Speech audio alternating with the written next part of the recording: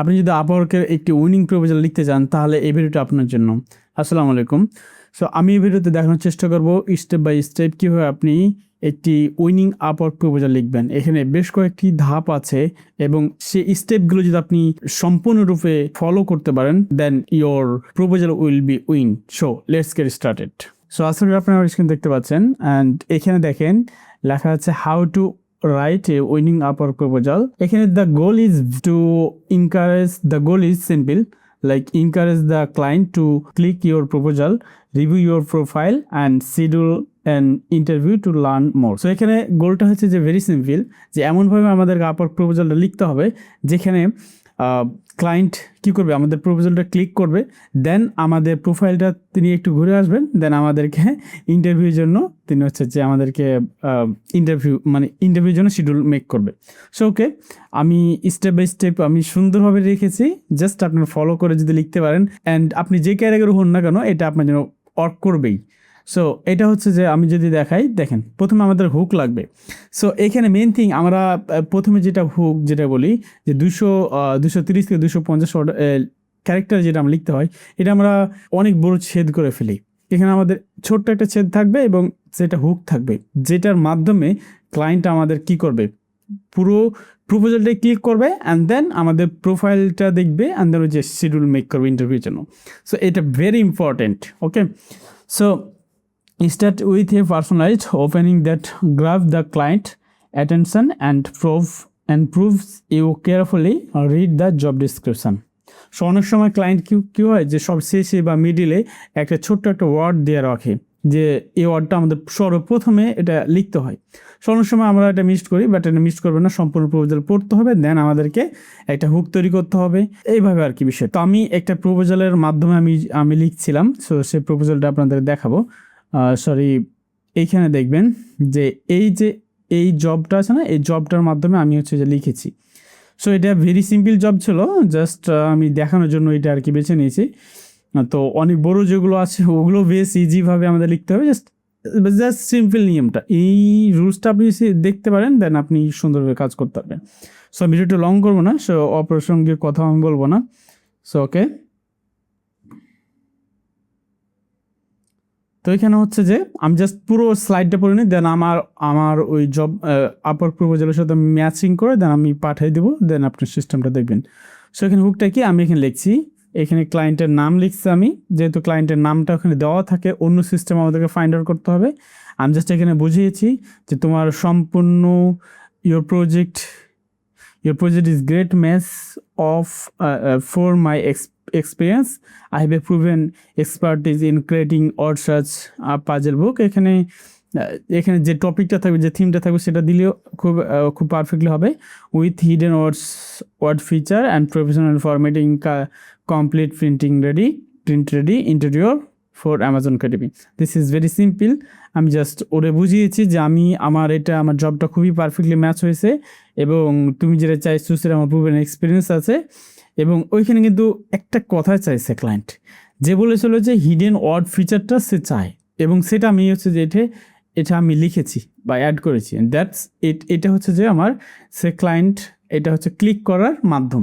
ওকে, so okay, তারপর এখানে কী হচ্ছে, তারপর হচ্ছে প্রজেক্ট আন্ডারস্ট্যান্ডিং, মানে এরপর হচ্ছে যে পুরো যে জব ডেসক্রিপশানটা, এটা কোনটা বলে, এটা হচ্ছে যে আপনার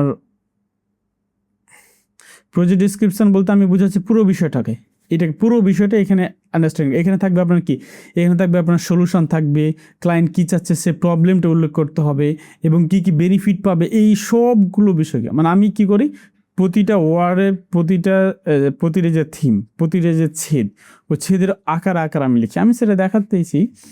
সো এখানে দেখবেন যে এখানে বলছে clearly explain your understanding of the project, that client goal and the desired outcome. So okay, and then এখানে আমি যেটা লিখছি যে এখানে পুরো যে বিষয়টা, এখানে অনেক সময় শর্ট লিখতে হয়, অনেক সময় লং লিখতে হয়, এটা ডিপেন্ড করে যে একটা জব পোস্টের ওপর।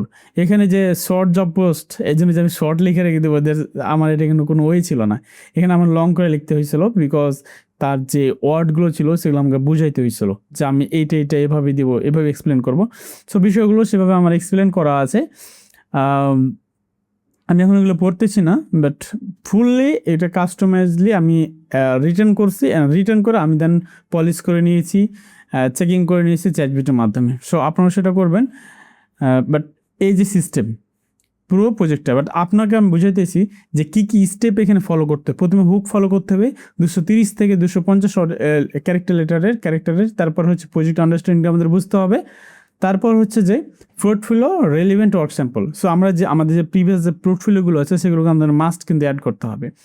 এখানে হচ্ছে যে আপনি চাইলে কিন্তু এই পোর্টফোলিওটা আরও উপরে দিতে পারেন বা এখানেও দিতে পারেন। সো 3 নম্বরে দিতে পারেন, মানে আপনি এই যে ডিসক্রিপশানের পরে আপনি চাইলে দিতে পারেন, বাট ডিসক্রিপশান আগেও আপনি চাইলে দিতে পারেন। সো এটা ভ্যারি করে যে আপনি এখানে কোথায় আপনার এটা কাজ করে। সো ওকে, তারপর আমি দেখছি 3 নম্বর এটা। সো আমি ফুল ডেসক্রিপশানে লেখা আছে, আমি সেখানেও দেখাইতেছি। ওকে, তারপর হচ্ছে যে সেখানে আমি যে please check my sample and then a drive link আমি দিয়ে দিয়েছি। সো ওকে, সো এটা আপনি আরও অন্যভাবে লিখতে পারেন যে please check my strong portfolio. So like this, এটা আরও অনেক স্ট্রং হয়।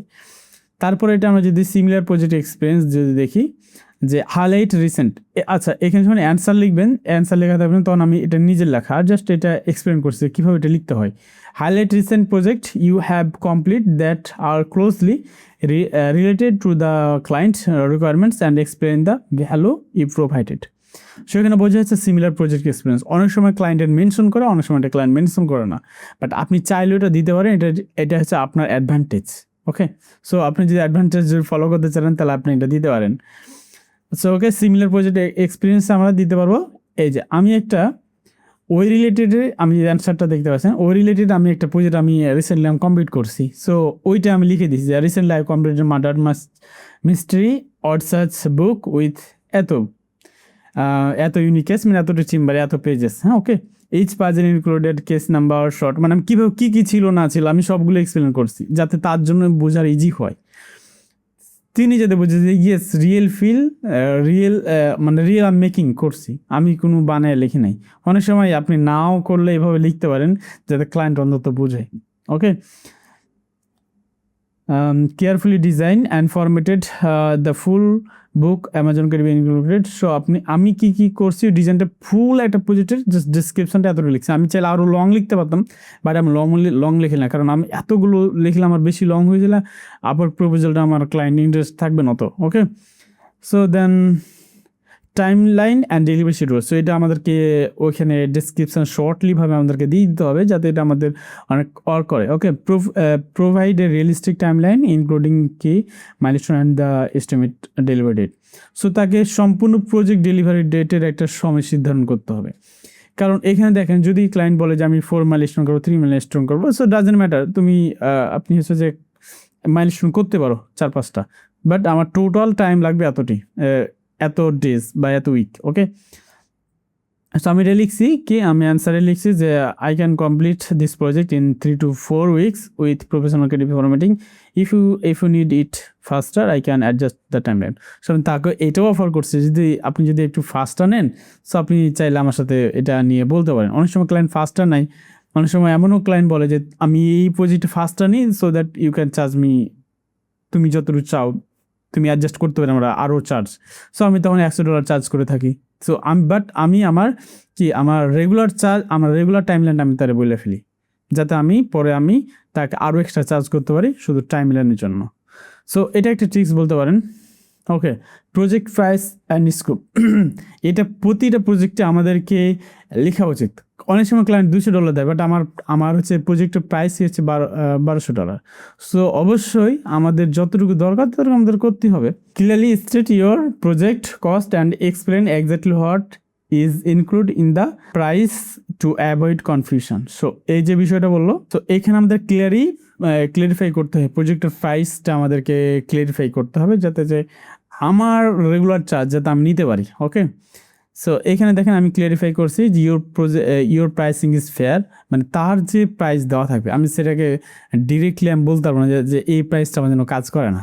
সো আমাকে কী করতে হবে, তার প্রজেক্টের প্রাইসটা আমাকে অবশ্যই পজিটিভলি রিপ্লাই করতে হবে যে তোমার প্রজেক্টের প্রাইসটা অবশ্যই fair and also have a clear scope for creating this type of book. I'll deliver better quality version with professional formatting and strong attention detail for extra puzzle, but আমি বলছি যে তোমাকে আমি বেটার কোয়ালিটি দিব এবং ভীষণ আরও professional formatting দিব, স্ট্রং, এই সবগুলো বলছি, ইনক্লুডিং সলিউশন মাই টোটাল প্রাইসিস এত। বাট আমি তারে আমার রেগুলার প্রাইসটা, এটা একটা রেগুলার কথা লিখতে হতো, বাট সমস্যা নাই, এটা হচ্ছে যে এইভাবে লিখলেও আমরা কিন্তু সুন্দর হবে এটাকে, তাকে আমাদের প্রাইসটা যে রেগুলার প্রাইসটা সেটা তাদেরকে আমি জানাতে পারবো, ঠিক আছে।